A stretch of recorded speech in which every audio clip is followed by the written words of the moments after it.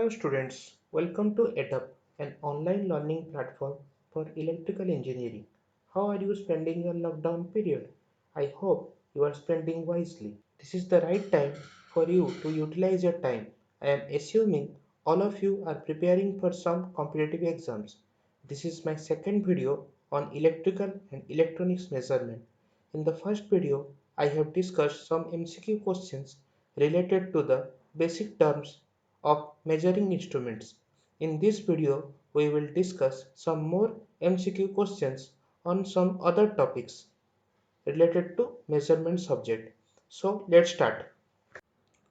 So the question asking here is date time of the instrument is. So these are the options given. You can go through the options. But before solving this question, I want to give some brief idea about date time. So what is dead time? It is defined as the time required by a measurement system to begin to respond to a change in the measurement. Thus, dead time is the time before the instrument begins to respond after the measurement has been changed.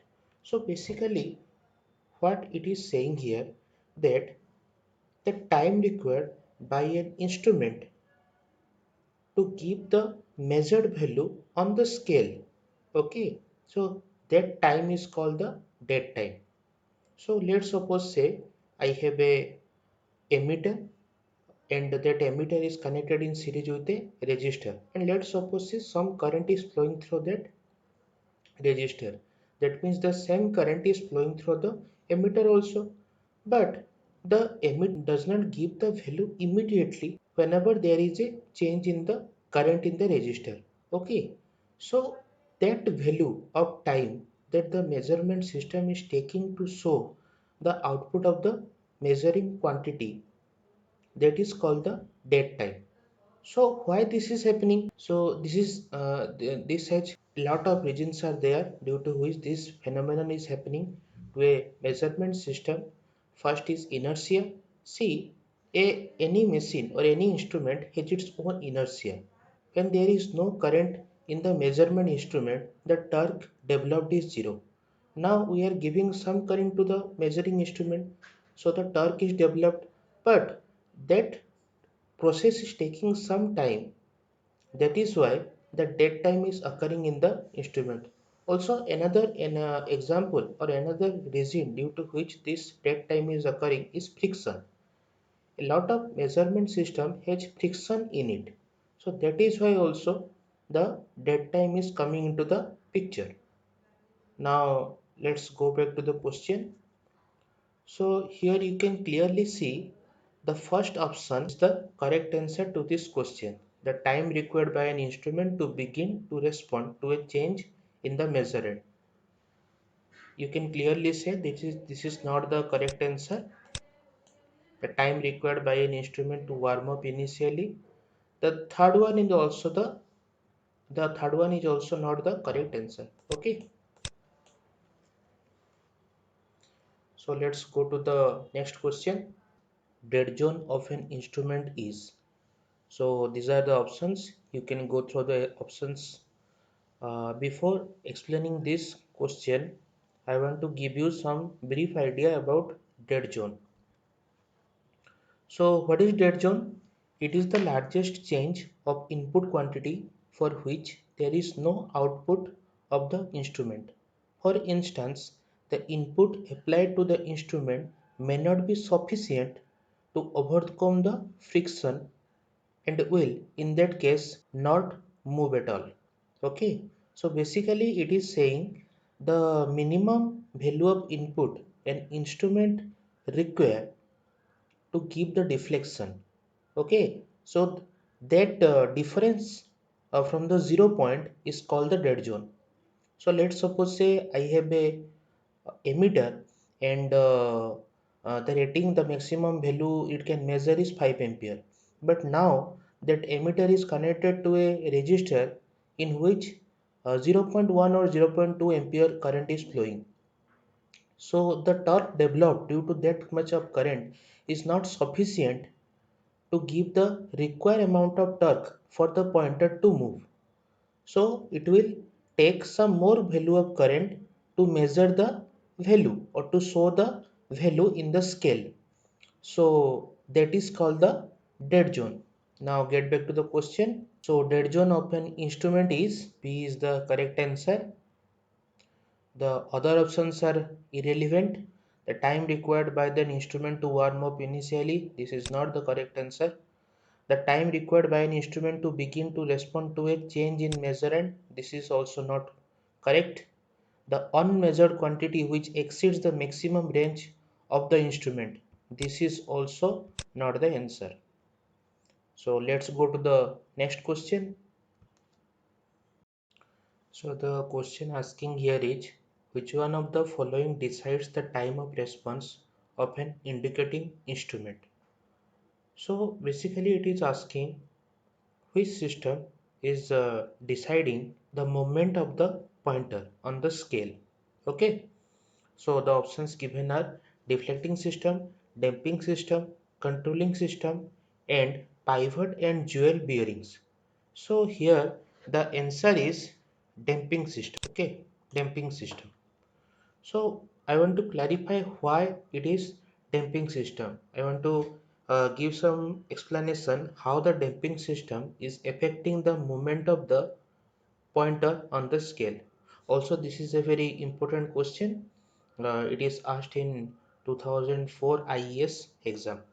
Okay, so you can see that time response of an indicating instrument is dependent on the degree of damping. Higher the degree of damping, lesser will be the time response. As you know that there are different types of damping system which are used in the measuring instrument, but all those instrument or all those damping system do a very particular job in the measurement system. So you can see here, if the instrument is under damped, the moving system will oscillate about its final position and take some time to come to rest in its steady position. If the instrument is overdamped, what will happen? Then the moving system will become slow since the instrument is overdamped and lethargic. Okay, so you can see that higher the damping, the speed of the pointer will be less, and lower the damping, the speed of the pointer will be high.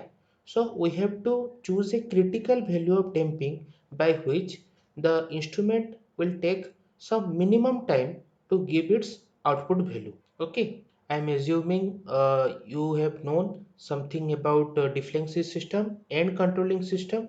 Okay, so I'm not going in detail in that area. Okay, now let's go to the next question.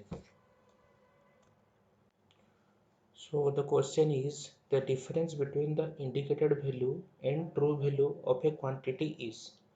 The options given are absolute error, relative error, gross error, and dynamic error.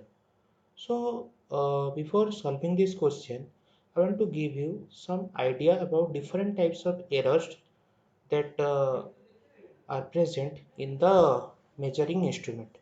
Okay, so depending upon the value measured in the scale, okay, of any instrument, there are two types of error. One is absolute error, another is relative error. So what is absolute error? It is the difference between measured value and true value of the unknown quantity.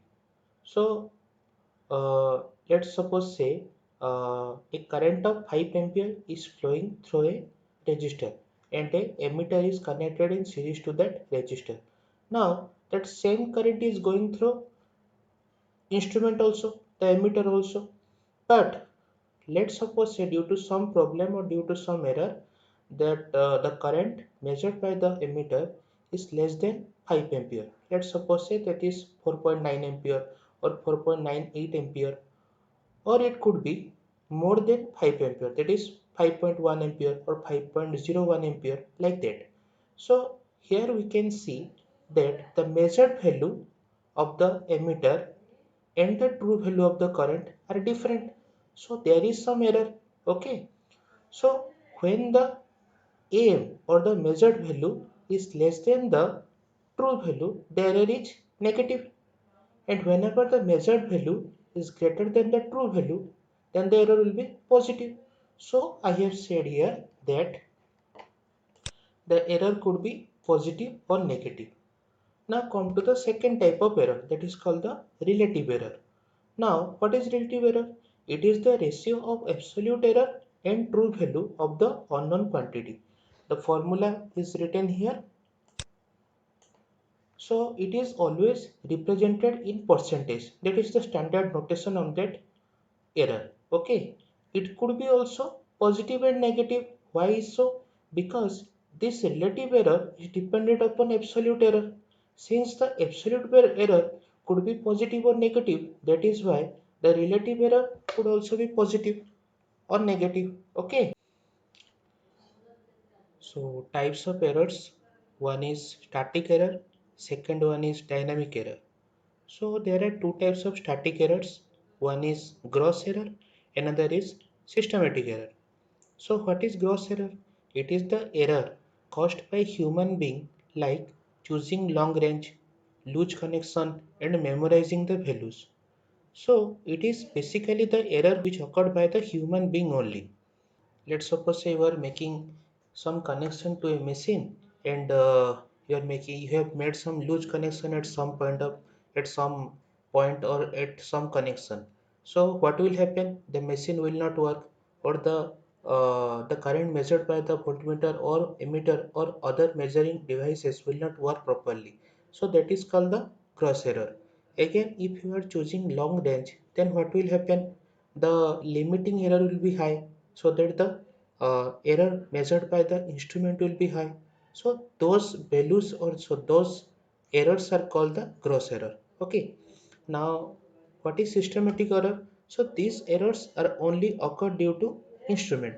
So one of the error is instrumental error, that is the manufacturing defect or loading effect.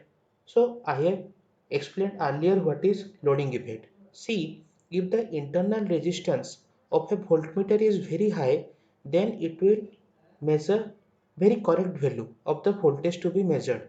But if the internal resistance of the voltmeter is very less, then it will have some loading effect in it, so that the error will be higher. So that is called the instrumental error. So another type of instrumental error is the manufacturing defect. So what is manufacturing defect? I want to give you a small example. Let's suppose say we are using a particular type of iron core in the measurement of current or voltage in the voltmeter or ammeter. So it has it should have some Bm, that is the maximum flux density. But if the company, or if the manufacturer is not using that particular kind of material in that core, then it will give inaccurate values when you are measuring some voltage or current. So that is called the instrumental error. Now the second kind of systematic error is inherent shortcomings. So under that, the errors are frictional error and edging effect of spring. So an instrument can have some friction inside that mechanism or not. So that is called the frictional error. What is edging effect of spring? If the spring is too old or the machine is too old, so what will happen to the spring? The the stiffness of the spring will decrease. So the controlling torque, which is produced by the spring only in the voltmeter and ammeter, it will also decrease. So the machine will not work properly. So that is called the inherent shortcomings. Now the third kind of error is environmental error. So it is the error due to environmental parameters like temperature and humidity, etc. So you know that if the temperature increases, then what will happen? The resistance of any resistor will increase. That means the loading effect will change. The resistance of other equipments will change. So the measured value which will be occurred in the instrument, that will also change. So that is unavoidable or not. So that is called the environmental error, because this error is happening due to environment only. Now come to the next kind of error, that is the dynamic error. See, what is the difference between static error and dynamic error? So in static error, the input variable is remaining constant. Okay, these errors are occurring when the input is constant. Okay, it is the error occurring when the input is not varying. Okay, so that is why it is called the static error. Now, what is dynamic error? It is the difference between the true value of the quantity changing with time and the value indicated by the measuring system. So what it is saying actually, uh, let's suppose say in a resistor is there and a emitter is connected to it. So the emitter is supposed to measure the current which is flowing through the resistor. Now, if the current in the resistor is also changing, then what will happen? The measurement system will, the current measured by the measuring system will also change or not. So that is called the dynamic error. Okay. Okay. Now come to the last kind of error, that is called the random error. So these are due to the unidentified sources. We don't know that how the random error occur and how they get eliminated. So these are just random kind of error. A lot of research are going on to understand this type of error. So this is just a random error. We don't know how it comes into the picture and how it will get eliminated. Okay, so this is all about different kinds of error. Now let's get back to the question. So the question was the difference between the indicated value and the true value of a quantity each. So here you can say, just now we have read, the answer is absolute error. Okay, what is relative error? That is the absolute error with respect to true value. So it is not the correct answer. What is gross error? This is due to the human being only. So this is also not the gross error. I have also explained dynamic error. That is not it. Okay. So the answer is absolute error. Now this is a very important question. It was asked in IS 2003. Okay. Now let's go to the next question. The voltage across an impedance is measured by a voltmeter having input impedance comparable with the impedance, causing an error in the reading. What is this error is called? So here you can, so here it is clearly saying that a voltmeter is used to measure the impedance or measure the voltage, but due to its own impedance an error is occurring. So what is the answer? We clearly know that the answer is loading effect. This is not systematic error. Okay, this is not gross error, this is not random error. Okay, now let's go to the next question. The errors introduced by an instrument fall in which category? So we can clearly say the answer is systematic error. Okay, this is not random error or environmental error or gross error, because this environmental error is also coming in this category. So no need to give that answer. This systematic error controls includes everything. Okay, this environmental error is inside systematic error. This is also a very important question from IAS point of view. This is asked in 2008. So the question asked here is the expected value of the voltage across a resistor is 80 volt. However, the voltmeter reads 79 volt. The absolute error in the measurement is. So let's go to the solution. So the given value of the measured is 79 volt. True value is 80 volt. We have discussed earlier that the absolute error is measured value minus true value. So here 79 volt minus 80 volt, that is 1 volt. Now the 1 volt is actually negative. Okay, so here the error is also negative. So what is the answer? The answer is 1 volt. Okay, so the answer is 1 volt. Let's go to the next question. See, this type of question was asked in IAS 2014. This is a very basic question actually. Okay, let's go to the next question. The question here asked, a 0 to 150 volt voltmeter has an accuracy of 1% of full scale reading. The voltage measured by this instrument is 75 volt. The limiting error is. So before solving this question, I want to give you the idea about accuracy. Okay, and what is limiting error. So see, uh, what is accuracy? Accuracy is otherwise called GAE, that is the guaranteed accuracy error. Now this is called the guaranteed accuracy error. So this is always constant. So whenever accuracy is given in the question, that means this term is given. Okay, that is the guaranteed accuracy error. This is always associated with full scale deflection. So how to interpret this? Let's suppose say in a question it is given that an instrument has a accuracy of 1%. That means the GAE is 1%. Then what does this mean? That if it is a voltmeter and the FSD of that voltmeter is 100 volt, what is the 1% of 100 volt? That is 1 volt. So we can say that the error here is plus 1 volt to minus 1 volt. So what does that mean? If we are measuring 100 volt in that instrument, then the pointer will show us the value between 99 volt and 101 volt.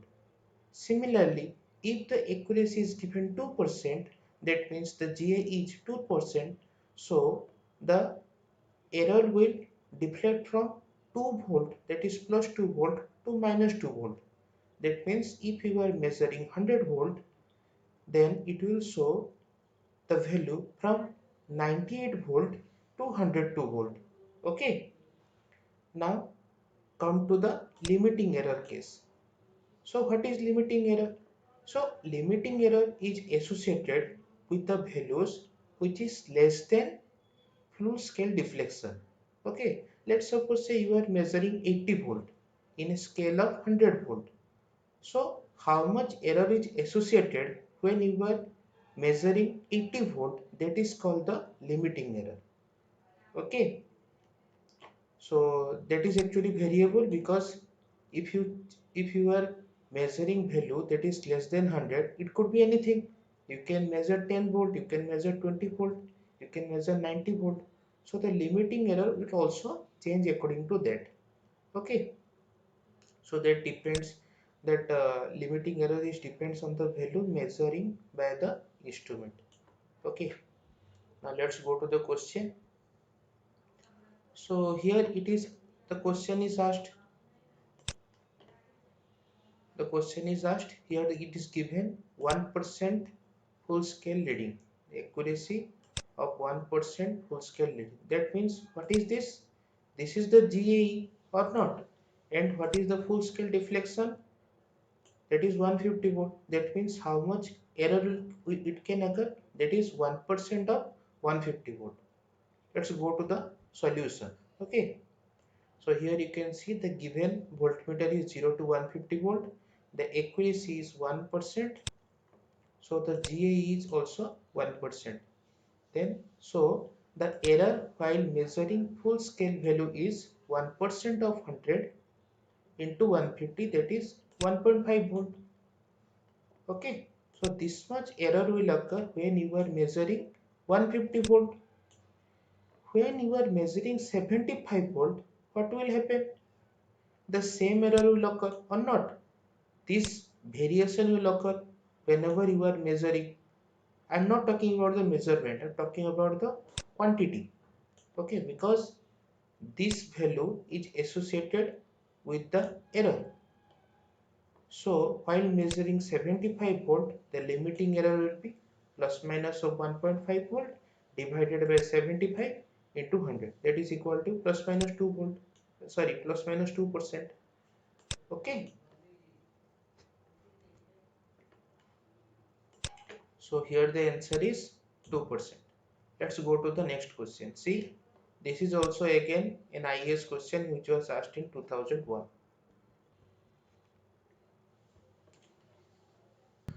There's a question given here is a 0 to 300 volt voltmeter has an error of plus minus 2% of FSD. So we can say this is the GAE or not. Okay, because it is given here full HD, full scale deflection. What is the range of reading if the true voltage is 30 volt?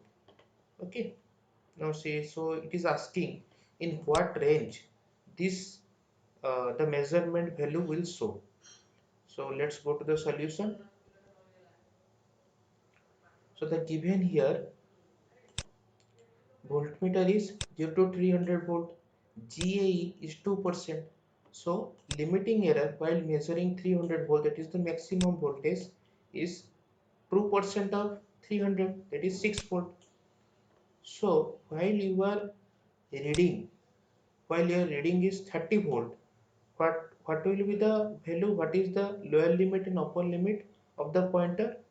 That this same error will occur or not?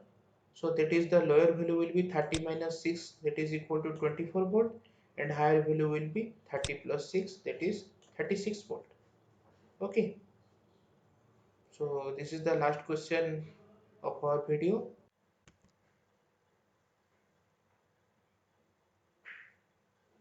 Thank you for watching.